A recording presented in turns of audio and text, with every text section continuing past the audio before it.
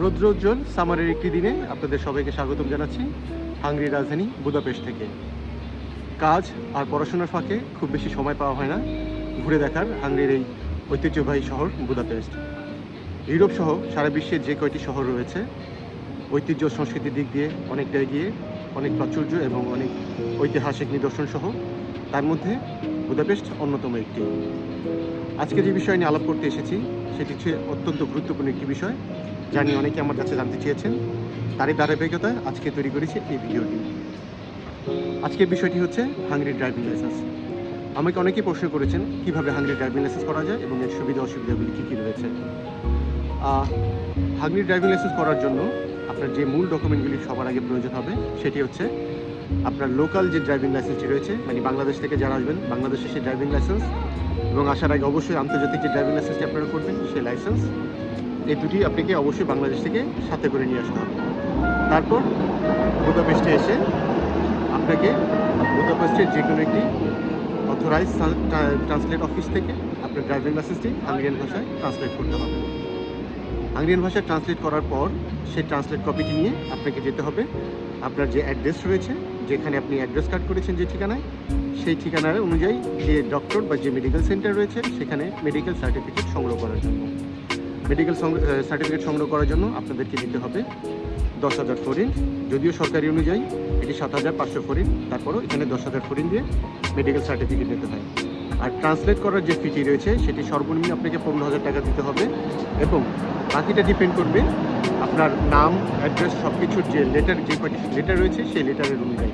যদি আপনার লেটার সংখ্যা বেশি হয় তাহলে আপনার টাকা 15,000-এর উপরে যাবে, আর যদি লেটার তার চেয়েও কম হয় তাহলে হয়তো বাকি টাকা আপনি ফেরত পাবেন। সুতরাং ট্রান্সলেট ফি ডিপেন্ড করে আপনার পাসপোর্টের লেটারের অনুযায়ী এবং আপনার ড্রাইভিং লাইসেন্সের লেটারের অনুযায়ী। তারপর মেডিকেল সার্টিফিকেট এবং ট্রান্সলেট কপি নিয়ে আপনাকে ফোনে অ্যাপয়েন্টমেন্ট নিতে হবে। হাঙ্গেরি যে অথরাইজ ড্রাইভিং লাইসেন্স দেওয়ার যে অথরাইজেশন রয়েছে, যে অফিসটি রয়েছে, তাদের কাছ থেকে ফোনে অ্যাপয়েন্টমেন্ট নেওয়ার পর সেদিন আপনাকে সেখানে যেতে হবে এবং সাথে নিয়ে যেতে হবে পাসপোর্ট, বাংলাদেশের ড্রাইভিং লাইসেন্স, আন্তর্জাতিক ড্রাইভিং লাইসেন্স, অ্যাড্রেস কার্ড এবং ট্রান্সলেট কপি, মেডিকেল সার্টিফিকেট সহ সব কিছু। ওরা আপনার টিআরসি চেতে চাবে, সুতরাং টিআরসিটিও অবশ্যই সাথে রাখতে হবে।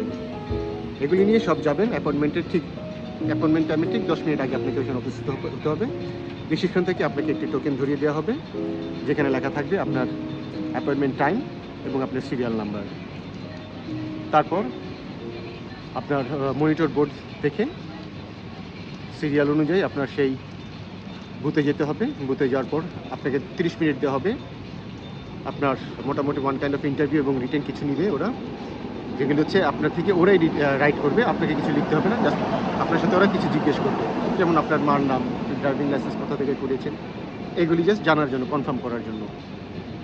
সব কিছু যাচাই বাছাই করার পর 9,000 টাকা ফি নিয়ে আপনাকে ওনারা একটি পেপার দিবে, যে পেপার দিয়ে আপনি 1 মাস হাঙ্গেরিতে ড্রাইভ করতে পারবেন নিশ্চিন্তে, নিরাপত্তায়। 1 মাস পরেই আপনি হাতে পেয়ে যাবেন প্লাস্টিক যে কার্ডটি রয়েছে হাঙ্গেরির, সেই প্লাস্টিক কার্ডটি। যেই কার্ডের সবচেয়ে বড় সুবিধা হচ্ছে আপনি হাঙ্গেরির এই ড্রাইভিং লাইসেন্সের কার্ডটি দিয়ে আপনি সেনজেন সহ ইউরোপের মোটামুটি সবগুলি শহর, সবগুলি দেশেই ড্রাইভ করতে পারবেন।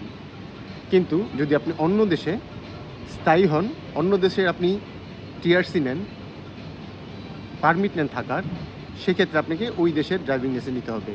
তাছাড়া আপনি যে কোনো সময় ভ্রমণ বা স্বল্প মেয়াদের জন্য অন্য কোনো দেশ ভ্রমণ করলে আপনি এই ড্রাইভিং লাইসেন্সটি কাজে লাগাতে পারবেন।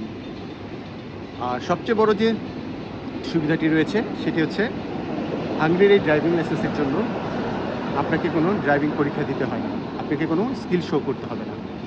সব পেপারস সাথে নিয়ে গেলেই আপনি ড্রাইভিং লাইসেন্সটি হাতে পেয়ে যাবেন।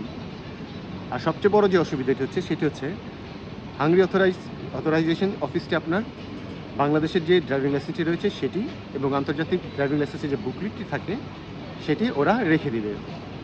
কিন্তু তার জন্য আপনার বাংলাদেশে গাড়ি ড্রাইভ করতে কোনো প্রবলেম হবে না, কারণ হচ্ছে ওরা আপনাকে যে ড্রাইভিং লাইসেন্সটি প্রোভাইড করবে জেনেভা কনভেনশনের নিয়ম অনুযায়ী আপনি হাঙ্গেরিয়ান ড্রাইভিং লাইসেন্স দিয়ে বাংলাদেশেও আপনি ড্রাইভ করতে পারবেন নিশ্চিন্তে, নিরাপদে এবং আইনে সব সহায়তা মেনে।